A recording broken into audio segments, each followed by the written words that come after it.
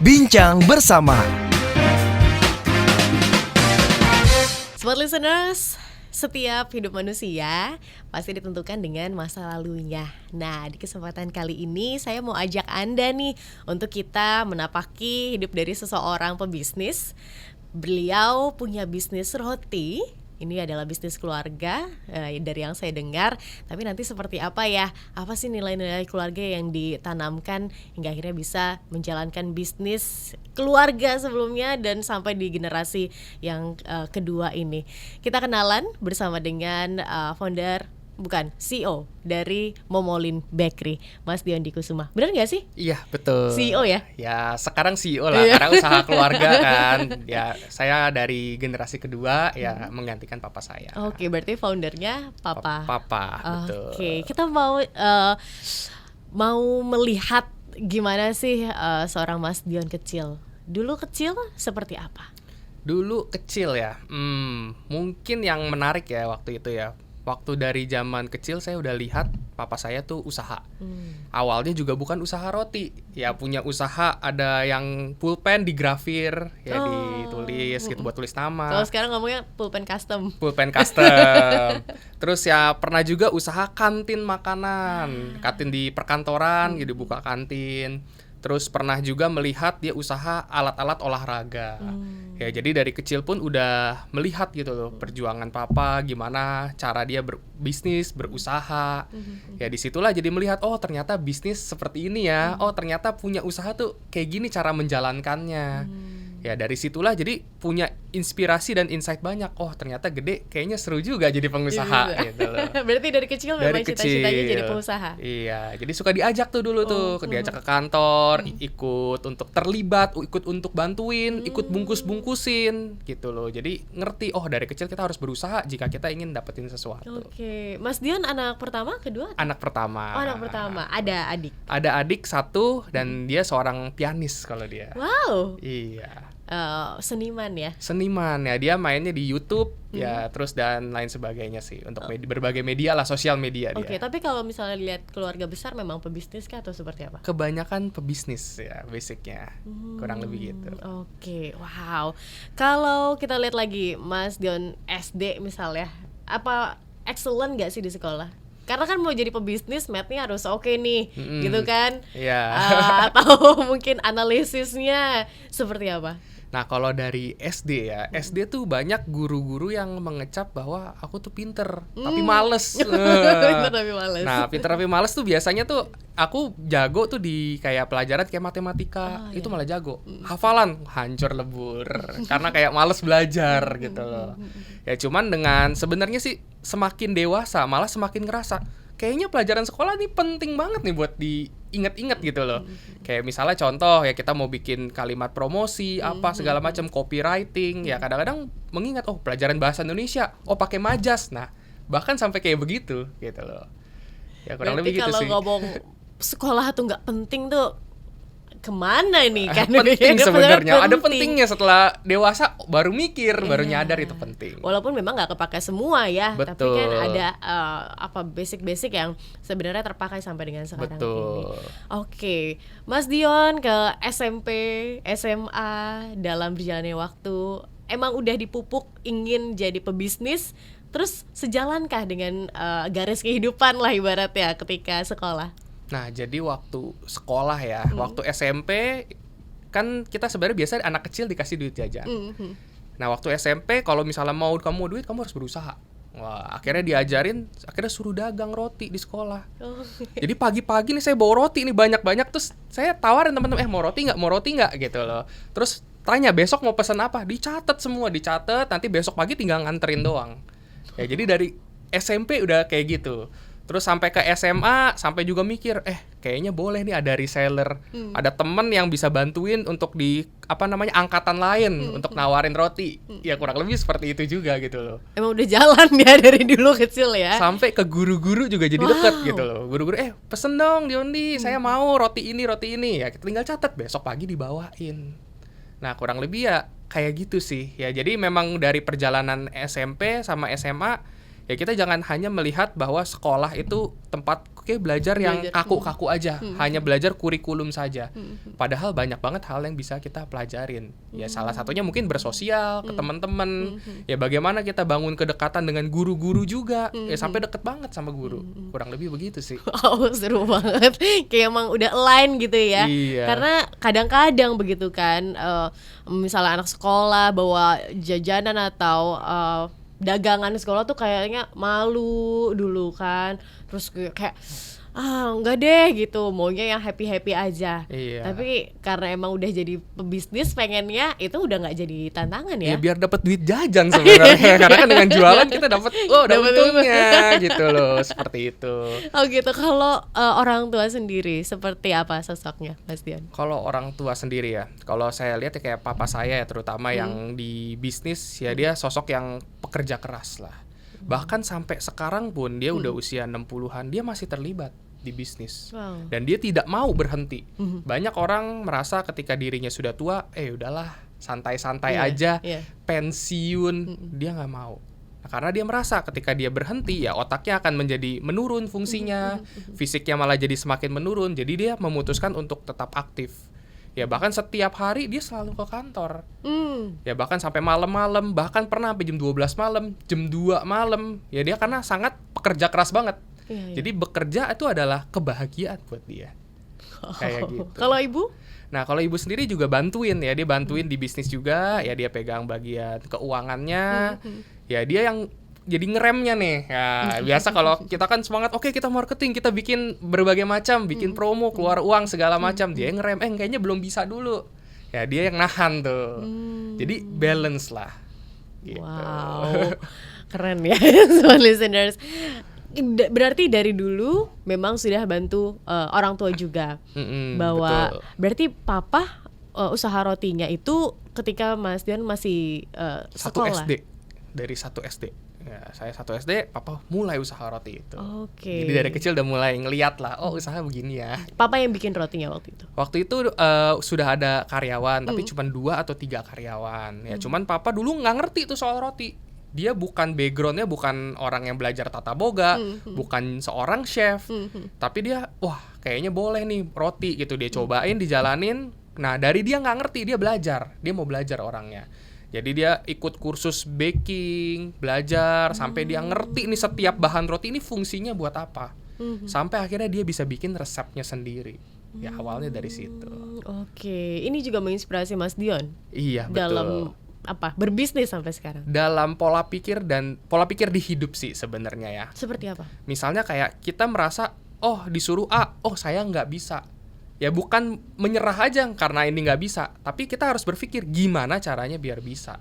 Karena segala hal di dunia ini semua pasti bisa dipelajarin, asal kita mau atau enggak. Jadi kita nggak ada orang ngomong nggak bisa, tapi mau belajar atau enggak, itu pertanyaannya. Kapan Mas Dion akhirnya menerapkan ini begitu ya, sadar bahwa ini mindset yang yang saya gunakan, yang saya lakukan? Mungkin dari SMP, SMA ya. Ya jadi kayak waktu itu kan ya dapat tantangan kayak misalnya di sekolah nih contohnya, siapa yang mau maju di depan latihan presentasi misalnya waktu itu pelajaran bahasa Indonesia. Anak-anak nggak ada yang mau. Ya saya nggak tahu nih mau presentasi apa, topik apa, kan latihan berbicara di depan publik kan. Ya udah saya angkat tangan aja, terus baru mikir gimana caranya ya, kan nggak tahu nih mesti ngapain. Nah dari situ baru pelajarin gimana caranya menyusun presentasi, gimana caranya menjawab pertanyaan di depan umum. Ya kurang lebih gitu. Oke, wow. Berlanjut, kemudian selulus SMA langsung in charge di bisnis kah atau seperti apa? Nah, jadi abis lulus SMA kan kuliah. Ya kuliah waktu itu di dekat sini lah universitasnya. Terus abis itu saya kuliah di bagian IT waktu itu. Tapi mau jadi pebisnis, kenapa kok ngambil bisnis? Nah, itu dia. Jadi waktu itu gara-gara saya suka main di warnet. Wah, ngerasa tuh kayaknya seru juga ya kalau kuliah IT ya, bisa bikin game. Ternyata enggak, beda banget. Ya jadi habis kuliah, pas kuliah yang saya lakukan tuh usahanya adalah pernah jadi jualan asuransi. Ya nawarin tuh satu-satu, itu ngelatih mental. Ya tapi karena punya mindset yang tadi, bahwa kita bisa belajar, ya udah pelajarin gimana caranya ngomong sama orang nggak dikenal. Lah itu gimana. Ya habis itu jualan asuransi, habis itu juga pernah belajar foto video. Ya jadi freelance foto video. Nah habis lulus kuliah barulah terjun di bisnis. Di bisnis keluarga. Iya betul. Oke. Gimana caranya mengambil kepercayaan dari orang tua bahwa oke, this is the time saya mau terjun di bisnis keluarga? Sebenarnya sih kan bisnis adalah satu bagian yang besar ya. Ketika untuk mendapatkan kepercayaan secara besar langsung kelihatannya memang challenging. Tapi kita bisa mengambil kepercayaan di bagian-bagian yang kecil. Ya contohnya waktu itu saya bantuin dulu nih, oke bantuin deh bikin foto-foto yang bagus. Dulu kan nggak ada foto yang bagus, saya bikinin foto yang bagus. Oh terus waktu itu belum ada di marketplace. Nah orang tua nggak ngerti gimana caranya, saya daftarin ke marketplace. Ya kurang lebih seperti itu sih. Jadi kita melakukan hal yang kecil-kecil dulu, sampai hal-hal yang kecil-kecil ini ketika dikumpulin bisa menjadi satu kepercayaan yang besar. Gitu. Tapi memang dari dulu papa sudah bilang kah kalau menanamkan begitu bahwa iya ini bisnis saya bangun nanti akan kamu yang melanjutkan atau seperti apa? Biasanya kan begitu ya, orang tua bikin bisnis, anaknya yang diharapkan bisa melanjutkan legacy dari orang tuanya. Kebetulan orang tua tidak pernah paksa dan tidak pernah suruh saya untuk terlibat di bisnis. Ya, jadi papa sendiri memberikan kebebasan. Kamu mau terusin ya sudah silakan. Nggak mau juga nggak apa-apa. Ya paling bisnisnya kalau suatu hari nanti udah ya paling dijual misalnya bisnisnya. Ya jadi orang tua memberikan kebebasan saya mau memilih apa dalam hidup saya. Yang penting tuh kita menyenanginya sehingga kita bisa konsisten dan bisa menjadi yang terbaik di bidang itu. Gitu. Wow. Tapi menarik karena Mas Dion nggak disuruh, nggak ada pressure ibaratnya begitu ya. Tapi mau terjun dan in charge karena memang sudah dari dulu dari kecil dilibatkan terus ya. Betul ya, dari kecil ada pengaruh juga gitu. Terus juga ada rasa kayaknya ini adalah ibaratnya kayak anak juga nih bisnis nih yang dia dibesarkan oleh orang tua. Ya saya pengen gimana bisa menjaga ya ini supaya bisa menjadi lebih baik lagi dan bisa membuat mereka jadi lebih bangga sih. Oke, kita masuk ke perjalanan bisnisnya Mas Dion. Masuk di bisnis keluarga, mulai dari hal yang kecil tadi diceritain dari foto produk begitu kan ya. Betul, dari yang kecil-kecil lah. Yang kecil. Terus bisa sampai di tahap ini itu seperti apa perjalanannya? Nah, waktu itu tuh ya, kan awalnya dari fotoin produk, masukin coba jualan online. Nah, awalnya kan juga saya nggak ngerti ini gimana cara jualan online. Tahun berapa waktu itu? 2017. Oke. Ya, 2017 terus akhirnya ikut berbagai workshop gitu loh. Ikut workshop digital marketing, Facebook Ads dan segala macamnya tuh dipelajarin soal marketing. Ya akhirnya kita coba tuh, oke, kita coba yuk jualannya di online terus kita ngiklan.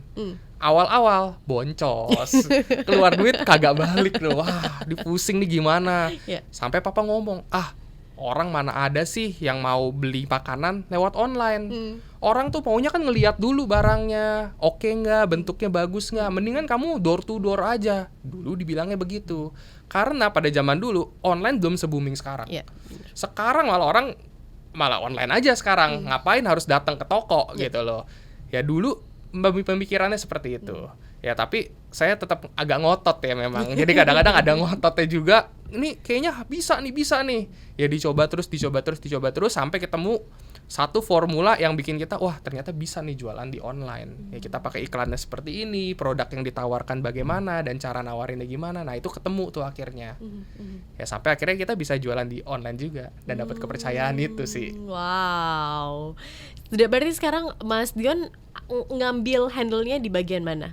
Sekarang kebanyakan sih di marketing. Ya di marketing, ya digital marketing lah, terus juga ya penjualan di online. Ya pokoknya urusan penaikan penjualan, omset ya urusan saya tuh biasanya tuh di pressure-nya di situ.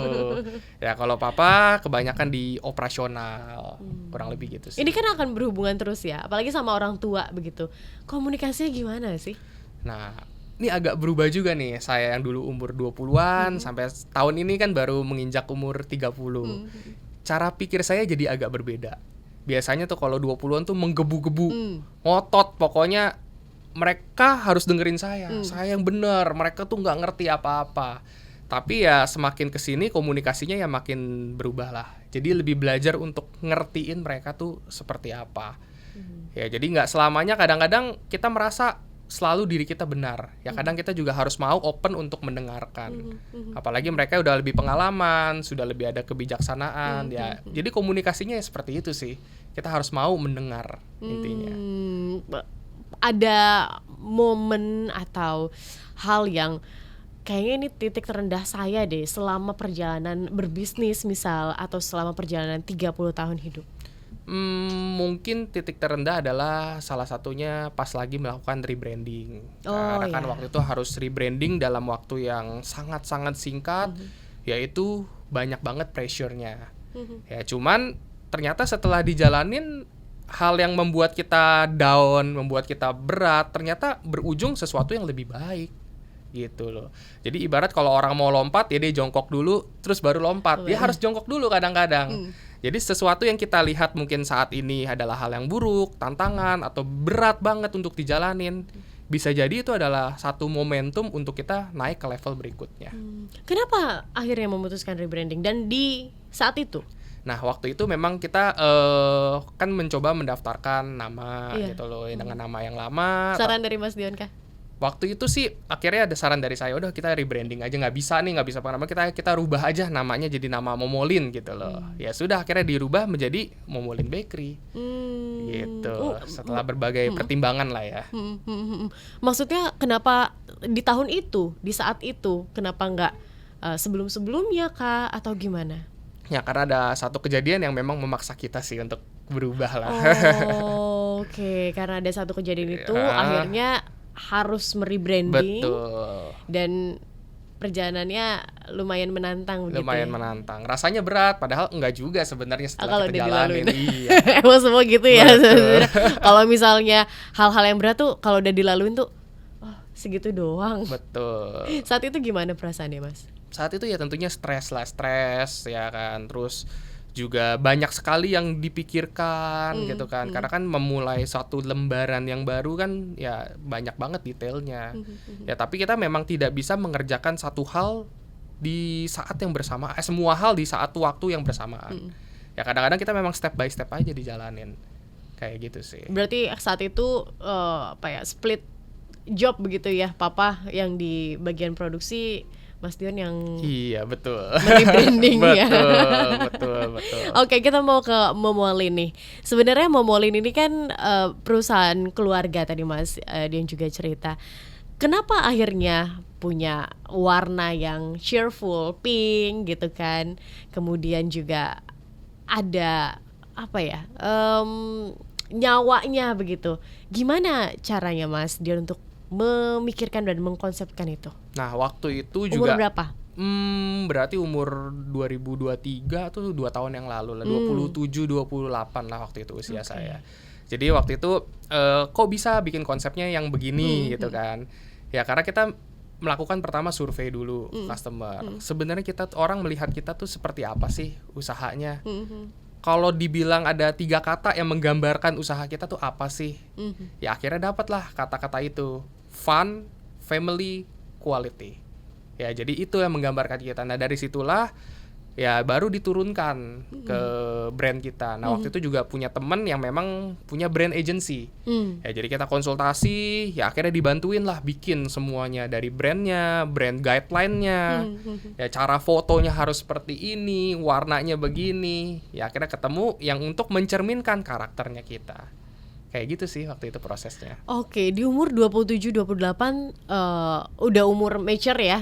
Udah lumayan mature menuju begitu kan. Tapi kan lagi masih menggebu-gebu. Bisa kepikiran seperti itu dan mau in charge di situ Mas Dion. Yang jadi pertanyaan saya, gimana caranya menyesuaikan begitu ya, ini keinginan pribadi dengan keinginan mungkin memang brandnya ke arah situ? Sebenarnya sih keinginan pribadi kan awalnya nggak kayak gitu. Awalnya beda tuh, pengennya mungkin yang lebih eksklusif, ya, kelihatannya lebih mewah banget gitu loh. Ya tetapi ternyata kebutuhan pasar tidak butuh yang terlalu seperti itu. Malah tuh market butuhnya yang kayak lebih open untuk semua orang, bisa diakses. Ya jadi akhirnya kita mengikuti ya kebutuhan market gitu loh. Kadang-kadang pebisnis memang ada sisi idealisnya. Ya idealisnya maunya begini, padahal market nggak bisa terima. gitu loh. Jadi kita harus mencoba membalance gitu loh. Ya kadang-kadang mungkin 80% ya keinginan market, 20% kadang-kadang ada eksperimen-eksperimen yang hasil idealisnya kita. Kadang-kadang ada seperti itu. Oke. Pengetahuan-pengetahuan seperti ini didapatkan dari mana Mas Dion? Karena kan latar belakangnya IT ya. Kan menarik nih. Ya. Jadi banyak orang berpikir bahwa belajar hanya dari sekolah, belajar hanya dari kuliah. Padahal ya kalau sekarang ini media belajar tuh udah banyak banget. Ya buku bisa, terus YouTube bisa. Misalnya YouTube-nya ini nih, untuk podcast ini bisa juga jadi sebuah inspirasi dan pembelajaran. Terus kebetulan saya senang banget ikut workshop. Pernah ikut workshop branding, digital marketing, terus habis itu Facebook Ads, Meta Ads, Google Ads, terus bahkan workshop untuk bikin copywriting, cara nulis. Ya, saya ikutin gitu loh. Jadi setiap tahun palingnya pasti ada satu yang saya ikutin minimal. Investasi leher ke atas ya. Betul. Oke. Jadi banyak belajar lah intinya. Iya. Ini yang kadang-kadang banyak orang lupa begitu ya, bahwa ya investasi leher ke atas tuh diperlukan begitu. Kenapa berpikiran bahwa ya workshop itu penting? Apakah karena udah dapet manfaatnya sebelumnya kah atau seperti apa? Karena nggak banyak orang yang kepikiran, apalagi di umur 20 tahunan akhir begitu kan, yang masih tadi Mas Dio juga bilang bahwa menggebu-gebu. Tapi teman-teman banyak yang seperti itu. Teman-teman kebetulan sih di lingkungan saya banyak juga sih yang emang suka banget sama belajar gitu loh. Jadi kalau saya lihat ya, sebenarnya yang kita butuhkan bukan menjadi orang yang rajin ya, tapi jadi orang yang punya rasa penasaran terhadap sesuatu. Ya kayak misalnya ngelihat kayak gini, kok bisa ya bikin misalnya setup podcast seperti ini, gimana caranya? Ya akhirnya karena penasaran, jadi akhirnya nyari kan di YouTube, gimana sih setup podcast, mic apa yang bagus, kamera apa yang bagus. Ya jadi karena punya rasa penasaran terhadap banyak hal, ya jadi saya ikut belajar seperti itu gitu loh, karena punya penasaran aja sih.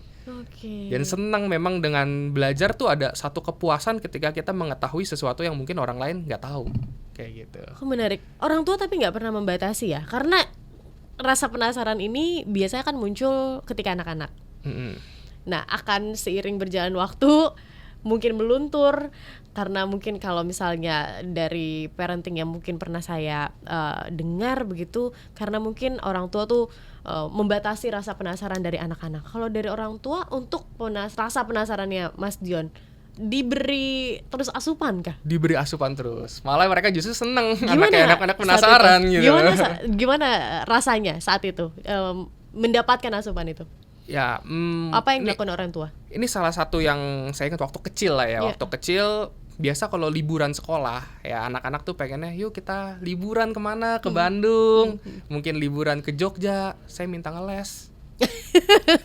Waktu itu pengen kayaknya boleh nih waktu SMP kelas 1 kalau nggak salah. Jadi kayaknya pengen deh bisa bikin desain yang bagus. Akhirnya SMP 1 ketika liburan sekolah saya ngeles graphic design. Dan itu minta sama orang tua, minta dong aku mau belajar ini. Ya udah mereka seneng. Kok anaknya jadi pengen belajar? Ya udah akhirnya dilesin lah graphic design. Terus juga biasanya anak-anak kan liburan. Kalau waktu itu pernah juga lesnya les pelajaran.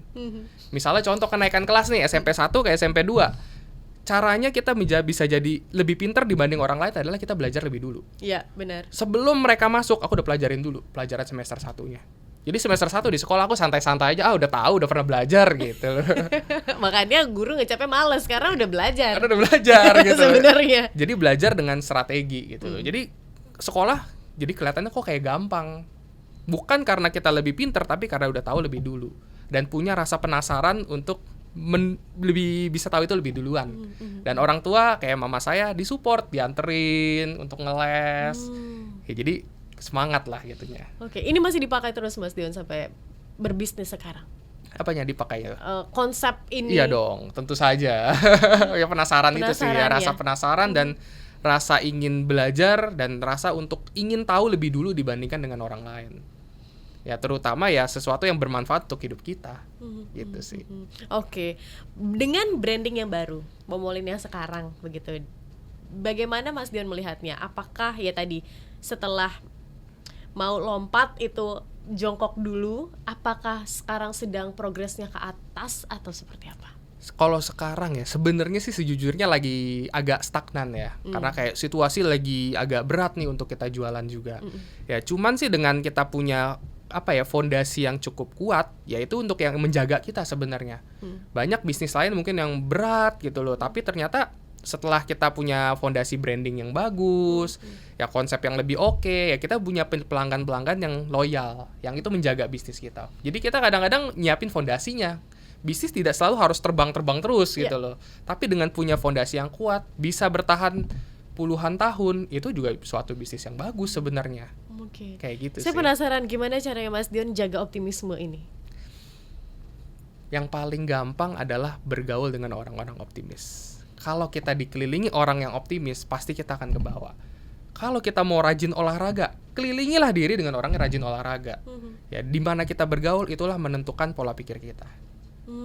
Oke, baik. Ada nggak pesan untuk misalnya generasi muda yang sekarang sedang menonton podcast ini, atau orang yang mungkin sekarang sedang mencari inspirasi, yang kehilangan inspirasi, mungkin Mas Dion boleh mungkin sampaikan?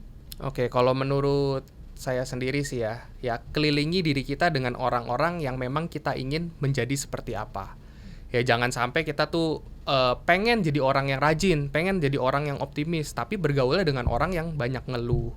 Orang yang kayak hidupnya tuh aduh masalah terus, ceritanya ngomongin masalah. Ya kita pasti akan ikut ketularan. Jadi kelilingi diri kita dengan orang-orang yang kita ingin hidup kita menjadi seperti apa. Mungkin itu sih pesannya ya. Oke. Sedikit sebelum kita closing begitu ya. Kalau misalnya di sela-sela waktu selain berbisnis, apa hobinya Mas Dion? Hobi Sekarang lagi belajar apa? olahraga dan bikin konten. Oh, Ya, kebetulan saya suka sepedaan, suka lari, ya, dan saya juga bikin konten juga di sosial media mengenai apa yang saya suka. Oke. Gitu sih. Sekarang untuk belajar, sekarang lagi belajar apa? Kalau belajar lagi banyak explore untuk AI sama cryptocurrency. Gitu. Oke, semangat Mas Dion. Cita-cita ke depannya akan seperti apa? Harapannya di tahun ini? Harapannya ya di tahun ini ya. Mungkin sesimpel ya kayak kita bisa survive aja, ya itu udah satu hal yang patut disyukuri. Ya kadang-kadang kita terlalu menginginkan sesuatu yang wow gitu loh. Tapi kita kadang lupa gitu loh, kita bisa bertahan, kita bisa hidup sehat, bisa lebih kuat dibandingkan dengan kemarin. Itu adalah suatu berkah yang luar biasa gitu loh. Jadi jangan pernah bandingin diri kita dengan orang lain, tapi bandingin diri kita yang sekarang dengan yang kemarin. Oke, terima kasih Mas Dion. Ya. Semoga optimismenya dan juga ini amazing dimana di situasi sekarang yang lagi riuh sekali begitu ya, tapi bisa tetap menjaga api optimis itu langka. Semoga bisa ditularkan juga ke smart listeners yang mendengarkan kami di kesempatan hari ini. Dan jangan lupa smart listeners, lihat inspirasi-inspirasi lewat video-video podcast kami yang lain, dan juga follow sosial media kami, baik itu di Instagram, kemudian di YouTube, di Spotify juga. Dan bisa juga beli produknya Momolin. Kalau mau tahu soal Momolin dan mau beli produknya, mau coba seperti apa, Mas? Bisa cek di Instagram Momolin Bakery ya, atau juga di website ada, di marketplace juga ada. Cari aja Momolin Bakery, pasti ketemu. Oke, ada roti di sana, kue, donat, ya berbagai macam produk bakery lah. Baik, kalau mau undang untuk kuenya untuk ulang tahun bisa? Bisa dong. Di seluruh Indonesia atau Oh, bagaimana? kalau kue ulang tahun kebetulan hanya di Jakarta, Bekasi aja. Oke. Seluruh Indonesia belum. Tapi beberapa produk ada yang bisa seluruh Indonesia. Oke, bisa dilihat aja langsung di sosial medianya ya. Dan smart listeners, itu dia akhir dari perbincangan di podcast Bincang Bersama di kesempatan kali ini. Dan kita harus tutup akhir kata. Saya Tasya Rustama. Saya Dion Kusuma. Kami pamit, terima kasih dan sampai jumpa. Bincang Bersama.